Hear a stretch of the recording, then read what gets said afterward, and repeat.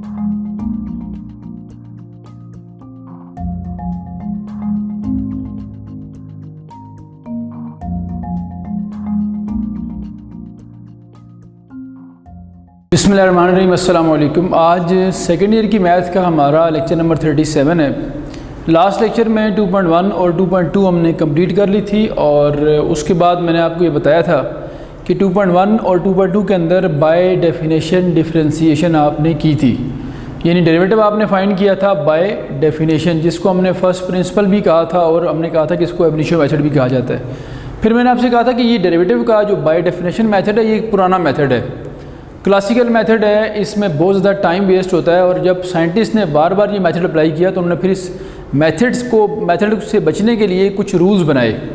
उस मेथड के through different results को एनालाइज किया और एनालाइज करके हमारे सामने कुछ रूल्स आए हैं, जिन रूल्स की हेल्प से फिर वही क्वेश्चन जो बाय डेफिनेशन से हम करें तो पूरे पेज पे सॉल्व होता है, अगर हम उसको उस रूल से करें तो वो एक स्टेप में या दो स्टेप में हमें आंसर दे देता है। लास्ट लेक्चर मैंने कुछ आपको एग्जाम्पल्स भी दी थी इसकी।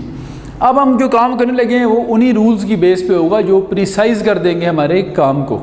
तो 2.3 एक्सरसाइज से हम बात शुरू करते हैं। इसमें रूल्स ऑफ डिफरेंशिएशन पहले आपको मैं पढ़ाता हूँ, फिर उनको हम अप्लाई करेंगे और देखेंगे किस तरह उनको हमने अप्लाई करना है। सबसे जो पहला रूल है डिफरेंशिएशन का, उसे हम कहते हैं पावर रूल ऑफ डिफरेंशिएशन। आल दो के इसके बारे में मैंने आपको थोड़ा सा बैकग्राउंड लास्ट क्लास में बताया था, लेकिन मैं चाह रहा हूँ कुछ लोग जो सिर्फ यही लेक्चर आज ही देख रहे हैं इसको, तो उनके लिए भी चीज़ सारी रिकॉल हो जाएं। पावर रूल क्या कहता है? नाम से जाहिर है कि इसमें मेन रोल पावर का होगा। अच्छा, अप्लाई करते हैं। डी बाई डी एक्स का जो मतलब होता है वो तो आप जानते हैं कि डी बाई डी एक्स कहते हैं डेरिवेटिव को। डी मतलब डेरिवेटिव और जो नीचे डी एक्स लिखा होता है कि एक्स की रिस्पेक्ट से करना है। तो अगर आप किसी ऐसे फंक्शन का डेरिवेटिव फाइंड करें जिसके ऊपर पावर लिखी हुई है, फंक्शन कोई भी हो सकता है, पर्टिकुलरली हम एक्स की बात करते हैं कि एक्स पावर एन लिखा हुआ है, तो रूल ये कहता है पावर रूल कि आप जब उसको डिफरेंशिएट करेंगे तो पावर शुरू में ले आएँ और एक उसकी पावर को लेस कर दें, तो ये उस फंक्शन का डेरिवेटिव बन जाएगा। आपको याद होगा आपने क्वेश्चन किया था, बल्कि मैंने आपको यहाँ करवाया था X power 40 X power N वाला मैंने करवाया था और एक्स पावर 40 आपको होमवर्क दिया था। तो आपने उसमें ऑब्जर्व किया होगा, आपका ये आंसर आया था। तो ये क्या था बेसिकली, 40 शुरू में और एक पावर क्या हो गई थी कम। ये वाला आंसर पूरे पेज पे सॉल्व करके बाय डेफिनेशन आया था। अब वही आंसर हम इस एक्सरसाइज में एक स्टेप में कर लिया करेंगे। तो यहाँ में अलाउ कर दिया जाएगा कि हम रूल्स अप्लाई करके क्वेश्चन कम टाइम में कर सकते हैं। और इस रूल के लिए याद रखना है कि ये वैलिड सिर्फ और सिर्फ रैशनल पावर्स के लिए है। N belongs to Q, irrational powers के लिए नहीं है।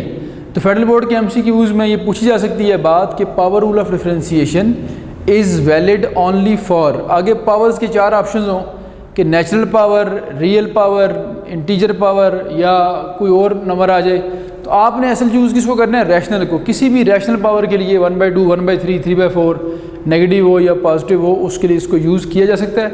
इर्रेशनल पावर के लिए यूज़ नहीं किया जा सकता। और आपके पूरे कोर्स के अंदर जहाँ भी आप देखेंगे कहीं भी आपको इर्रेशनल पावर नज़र नहीं आएगी। तो सारे के सारे ये वाले क्वेश्चन होंगे। अच्छा, ये तो एक्स पावर एन था। आप ज़रा इसको प्रिसाइज़ करते हैं बात को। अगर इसी एक्स पावर एन की जगह मैं आपसे कहता हूँ कि मुझे सिर्फ एक्स का डेरिवेटिव फाइंड करनी है, वो तो रूल लिख दिया मैंने, रूल की बेसिक फॉर्म। अब कुछ एग्जांपल्स के थ्रू हम इसको अंडरस्टैंड करते हैं। मैं आपसे कहता हूँ कि मुझे एक्स का डेरिवेटिव फाइंड करना है, तो यहाँ कितनी पावर है देखें, 1 है। तो पावर रूल कहता है 1 शुरू में लाएँ, पावर शुरू में लाई और एक पावर उसकी कम कर दी, तो ये एक्स पावर 0 किसके इक्वल होता है? 1 के।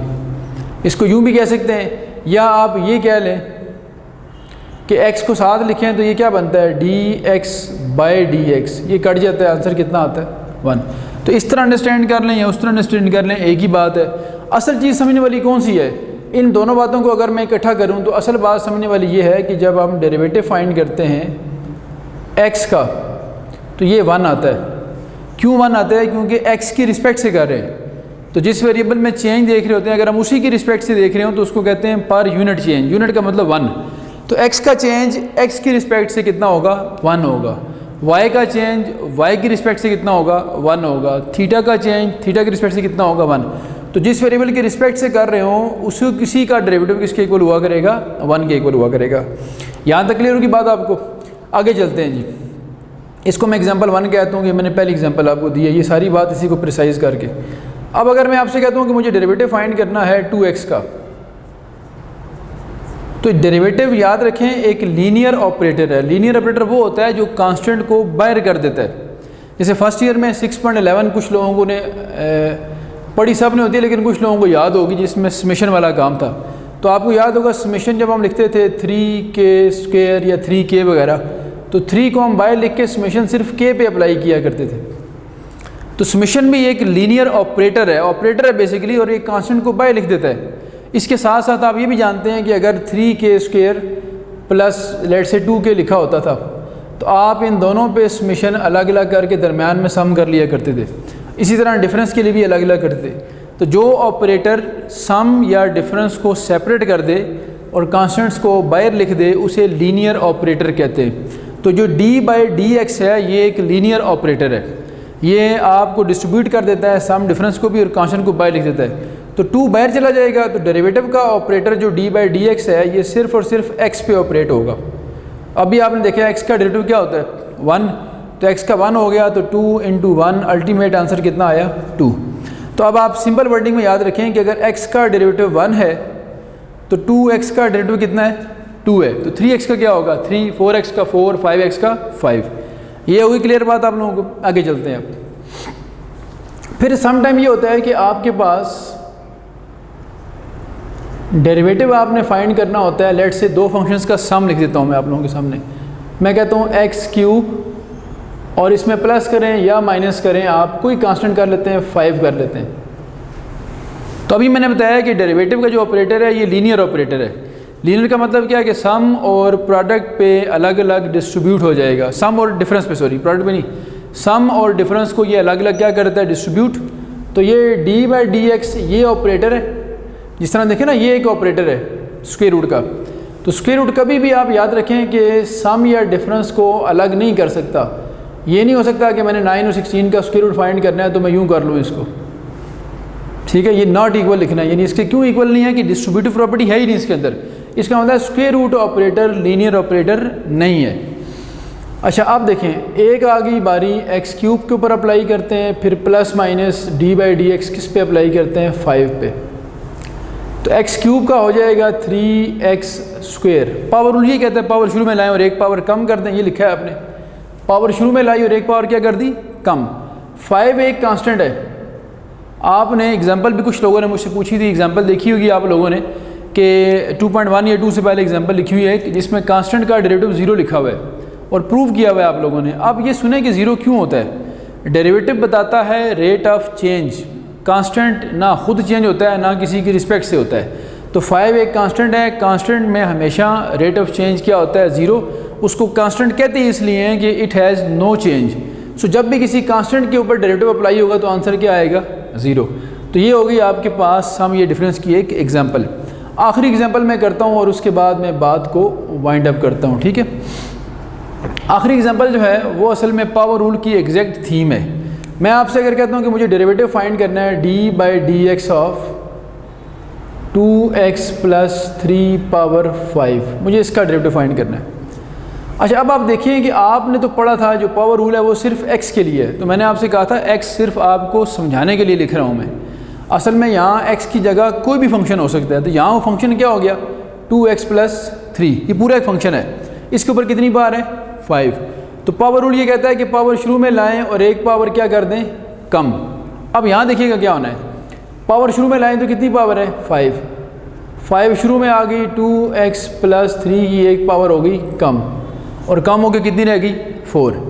अब आगे क्या करना है हमने, आगे देखना है कि अगर तो फंक्शन x था, जिस तरह यहाँ पे x था, तो ये जो जहाँ पे आप पावर शुरू में ला के पावर कम करते हैं इसके साथ जो पावर के अंदर फंक्शन लिखा होता है ना, जैसे यहाँ 1 लिखा x लिखा हुआ था, तो ये जो पावर शुरू में ला के एक पावर कम करते हैं तो उसके साथ इस अंदर वाले फंक्शन का डेरिवेटिव लिखना होता है। अंदर वाले फंक्शन का डेरिवेटिव, अंदर कितना है x और x का डेरिवेटिव क्या होता है 1, तो यहाँ 1 लिख देंगे हम। तो 1 लिखें या ना लिखें कोई फ़र्क नहीं पड़ता, लेकिन जब x के अलावा कुछ और लिखा हुआ आ जाए, जैसे यहाँ लिखा हुआ है 2x + 3, तो फिर उसका डेरिवेटिव मैटर करेगा। अब मुझे बताएं ना ज़रा कि अगर पावर शुरू में लाई एक पावर कम की और ये जो अंदर लिखा हुआ है इसका अगर डेरिवेटिव यहाँ साथ लिखना है मैंने, तो अंदर क्या लिखा हुआ है देखें ज़रा। अंदर आपके पास लिखा हुआ है 2x + 3। अभी मैंने आपको बताया है कि 2x का डेरिवेटिव क्या होता है 2। तो 2x का डेरिवेटिव हो गया 2 और 3 चूँकि ऐड हो रहा है तो एडिशन पे डेरिवेटिव अलग अलग हो जाता है। तो 2x का अलग हो गया 2 और 3 का अलग करें तो 3 कांस्टेंट है, कांस्टेंट का डेरिवेटिव क्या होगा 0।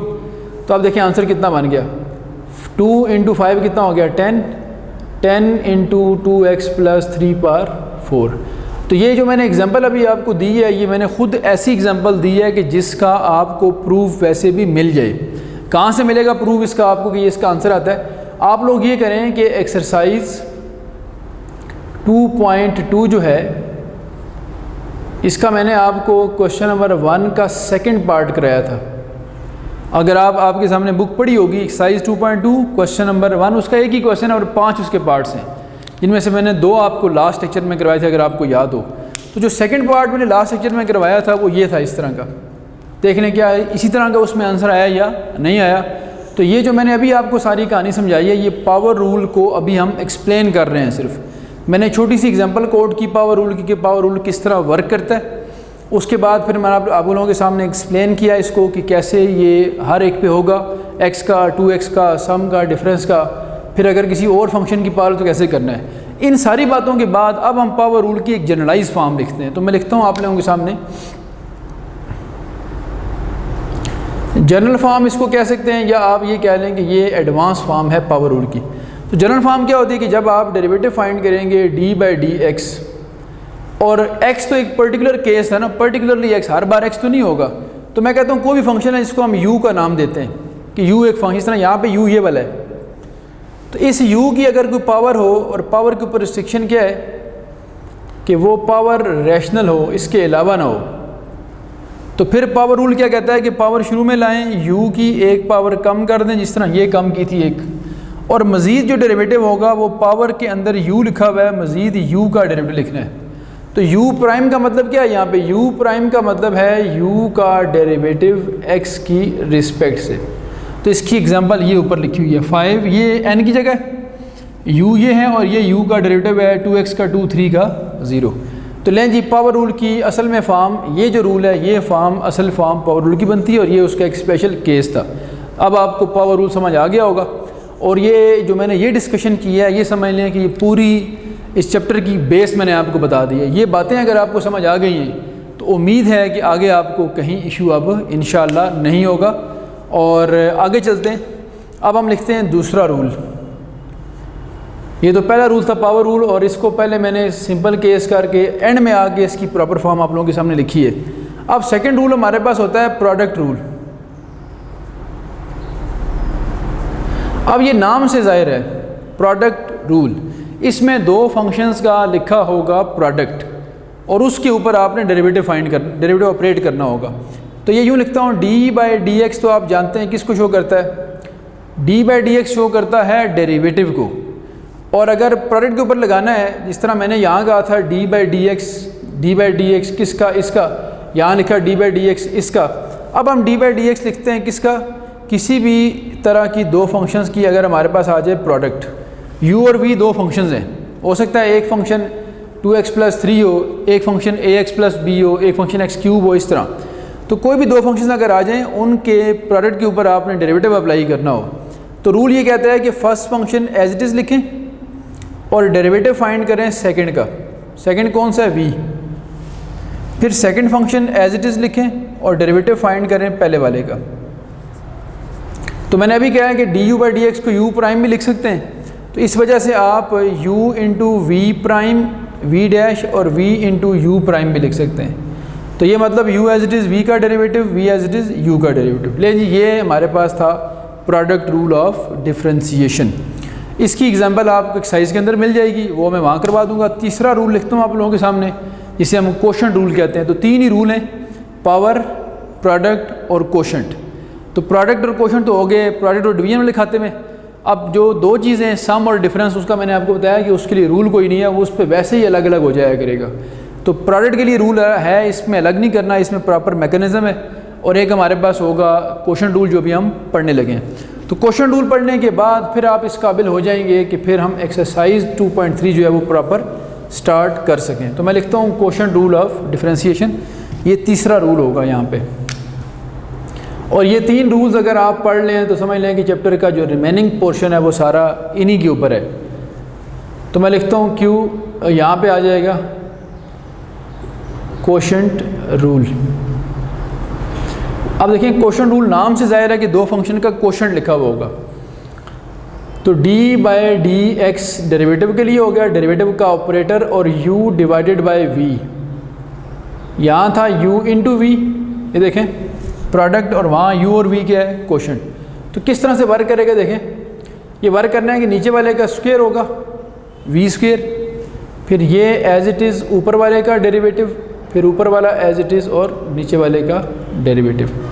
तो इसमें देखें u पहले था, v बाद में v का डेरिवेटिव, और दरम्यान में प्लस था, उसमें दरम्यान में माइनस है। और आर्डर का भी ख्याल रखना है, प्लस आ जाए तो आर्डर मैटर नहीं करता, बेशक इसको लिख लें पहले या उसको लिख लें पहले, लेकिन डिफरेंस में आर्डर का ख्याल रखना है कि v u प्राइम पहले होगा और u v प्राइम बाद में होगा।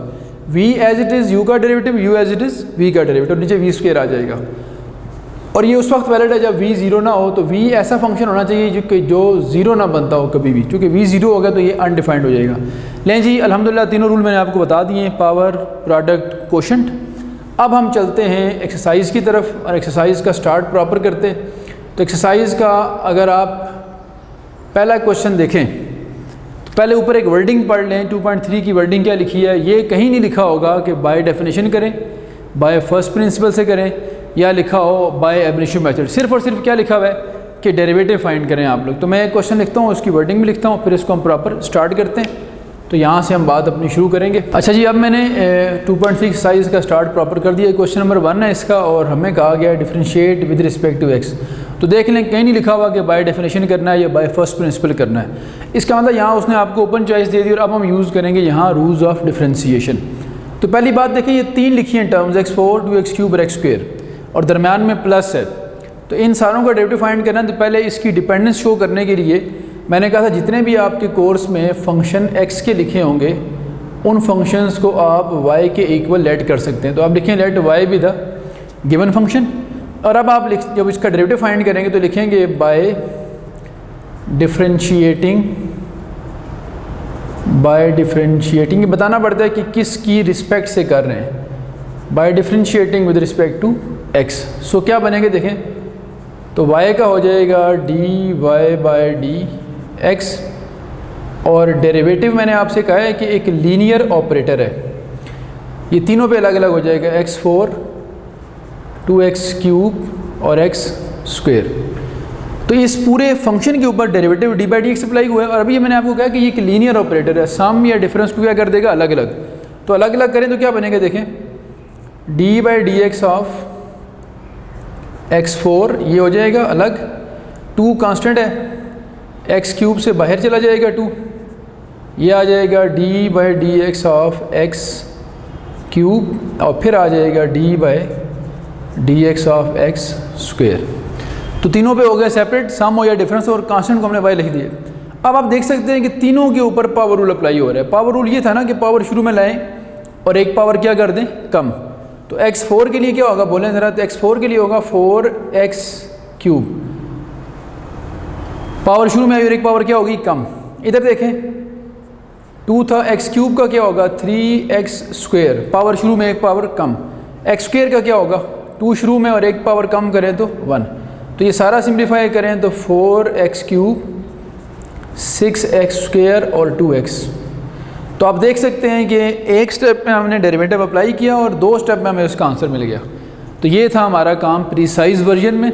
पहला और दूसरा पार्ट तकरीबन एक जैसे ही है, उसमें पावर ज़रा नेगेटिव वगैरह हैं, तो मैं कोशिश करता हूँ कि दूसरा पार्ट भी आपको करवा दूँ ताकि एक बार ये एक रो में आप सारी बातें क्लियर कर लें। अब लिखते हैं सेकंड पार्ट इसका। अच्छा जी, क्वेश्चन नंबर 2 देखें, ये भी देखें वैसे ही है, एक 3 टर्म्स वाली एक्सप्रेशन है। यहाँ भी 3 टर्म्स थी और तीनों में पावर नेचुरल नंबर थी, जबकि यहाँ पावर थोड़ी सी डिफरेंट भी है, रैशनल भी है और एक कांस्टेंट भी है। तो जितने आपके कोर्स में x के फंक्शन हैं, मैंने आपको कहा है कि आप उनको y के इक्वल ऐड कर सकते हैं, तो हम लेट कर लेते हैं, लेट y भी द गिवन फंक्शन।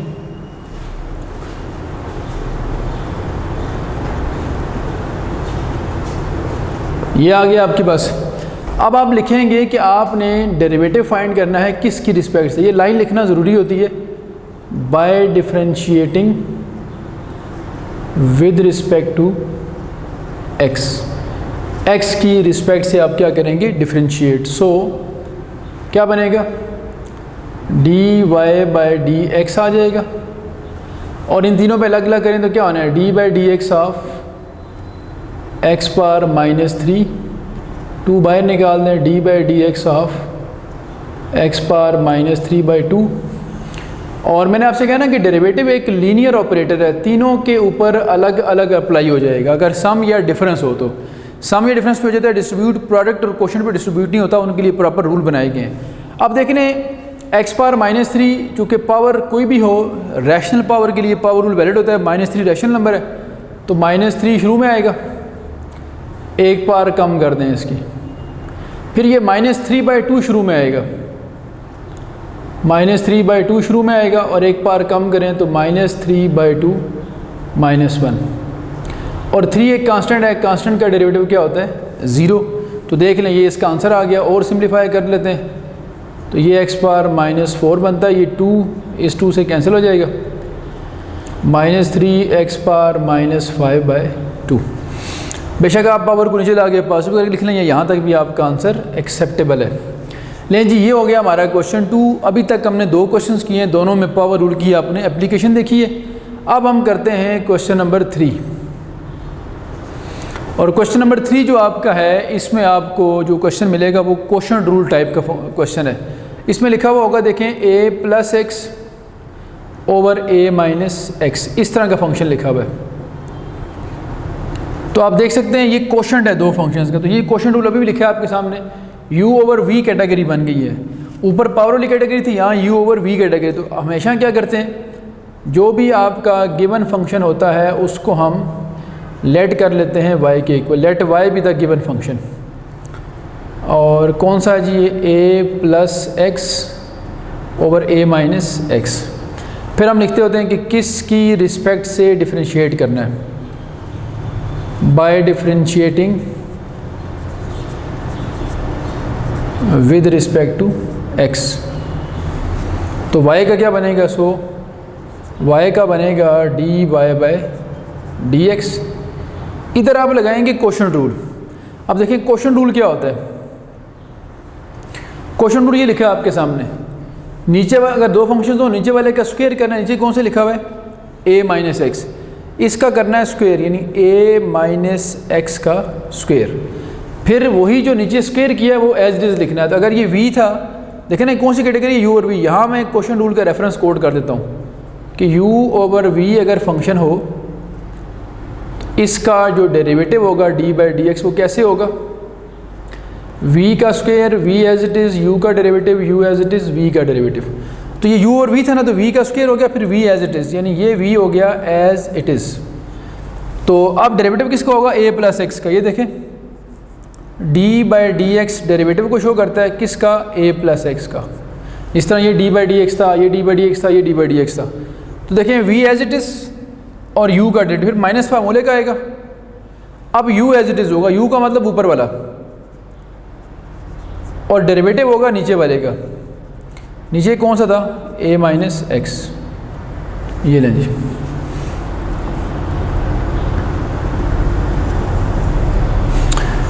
अच्छा अब आ जाएगा a - x होल स्क्वायर। ठीक है, अब देखें a - x as it is,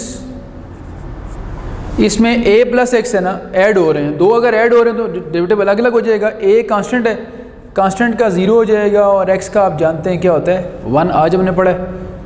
फिर -a + x है। अब a कांस्टेंट है तो डेरिवेटिव डिफरेंस भी अलग हो जाएगा, a का 0 जन है और x का क्या हो जाएगा, 1। अब इसको मैं सिंप्लीफाई करता हूँ, देखिए कितना सिंप्लीफिकेशन हो सकती है इसके अंदर। यहाँ चूँकि जगह थोड़ी सी कम है तो मैं इसको अरेज करके यहाँ लिखता हूँ आप लोगों के सामने। इसका जो फाइनल आंसर बनेगा देखें, ऊपर आपके पास बन चुका है।